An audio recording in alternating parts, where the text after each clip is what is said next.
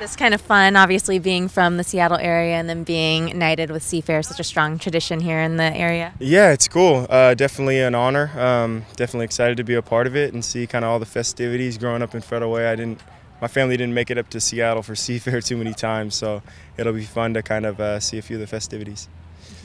How did that come about? Like, how did you get selected to be the one to get knighted? I got a call yesterday from our media guy asking if I wanted to be knighted. I was like, oh, absolutely. What's it for? No, he said Seafair, and yeah, it's obviously a great honor. I know Brad has done it before, and so just hearing a few of his stories about it. But they just said that because of the work in the community and giving back, that it would be something they wanted to honor me with. You get to ride in the Blue Angels or do anything like that? No, I don't know. I think they're here this weekend, and we're in Montreal, so I don't think I get to. I don't know if I'd want to do that. Yeah, seeing those guys pass out and stuff. Yeah, Marcus, I'm okay. Yeah, exactly. Right? Yeah, yeah. Speaking of Montreal, I know it was a short time of your career that you were there, but just any memories that you have going back to the East Coast? Yeah, I mean, obviously I lived there, so I made some friends there, so it's always nice to go back and see those people. It seems like yesterday, but it was 3 years ago that I was there, so obviously the turnover for the team has been quite a bit, so I don't know that many players still on the team, but definitely some of the administration and things like that are still the same. Any added motivation playing them, a former team? Yeah, absolutely. You always kind of want to get the better of the team that you used to be on, and so hopefully we can go down and turn this around, and hopefully I might get a goal. Who knows? If I'm remembering correctly, I think you found sort of an English-speaking sort of neighborhood, but it's a very distinct market. What is it like finding yourself living in Quebec? Yeah, it's definitely more of a European feel to a town.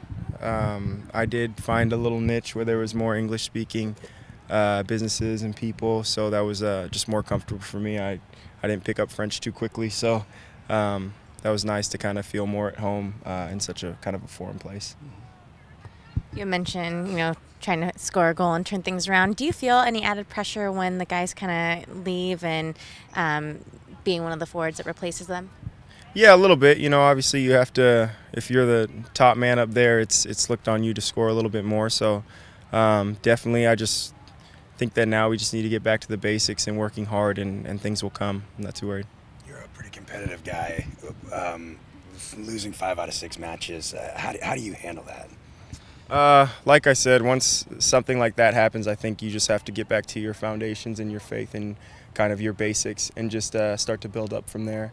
You don't want to get too up when you're winning and you're in first place, and you don't want to get too down when, you go through a drought. So I think trying to keep a level head and level confidence is the best key to such a long season. So not feeling much frustration then? Yeah, obviously frustration with me not, scoring goals and us not getting too many chances, or even the chances that we get kind of bouncing wide, or us having more chances than the other team, and then they end up scoring 1 and it ends 1-0 when we think we should be pulling these games out. So, but those are things that go along with every single season. It feels like every year we go on a little bit of a downturn, and everybody kind of gets nervous, and I think as a team we have always stayed pretty level-headed through it all. We know we're a good team. We just know we're going through a funk right now, but we know we're one of the best teams in the MLS. How did the 4-3-3 against Colorado feel from just your perspective, having Tomas and Roldan kind of push forward up with you? It was fun. Those guys are hard workers, and obviously newer to the team, so it was kind of cool to see them both have chances that on any other day might have gone in. I mean, Tomas is one in the first half, right at the beginning, where the goalie made a great save, and then even Roldan's where he's just working hard and ends up in the right spot at the right time, and the goalie made another good save. So, yeah. The Impact have been doing pretty well at home this year, especially defensively. How do you anything that sticks out to you about them? No, I think, like I said, right now we just need to focus on us and our basics and our fundamentals, and stick with that, and then I think everything will work itself out. Having lived in Montreal, you traveled from there quite a bit, but traveling there from Seattle, toughest road trip of the season? Trying to get there, probably. Yeah, it's either that or Orlando, but we haven't made that trip yet. So definitely, I mean, plus you're crossing the border, and it's way up on the other side on the northeast. So definitely the most traveling time.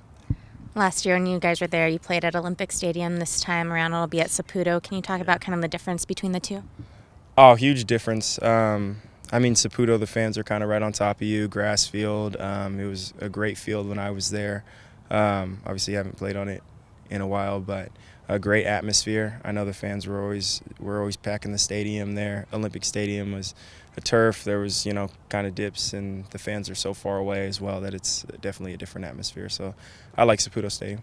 Do you think it'll impact the game more so than if you're in Olympic? Yeah, you can feel the crowd. They're right on top of you, so that'll bring, you know, a lot of energy, whether that's for the home team or us. You know, that remains to be seen. You know, we score early, then we just kill it. The team got caught offside a couple times in big moments against Colorado. Do you think eagerness to break the goal-scoring drought contributed to that at all?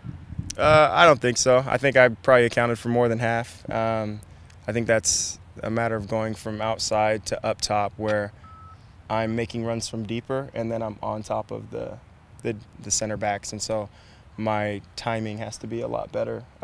Just knowing where I am on the field and what position I'm playing. When I'm outside mid, I have a lot more room to run before I'm offsides. When I'm right on top of the last guy, I have to make more looping runs. So just something that I have to work on. Thank you, Sir Neagle.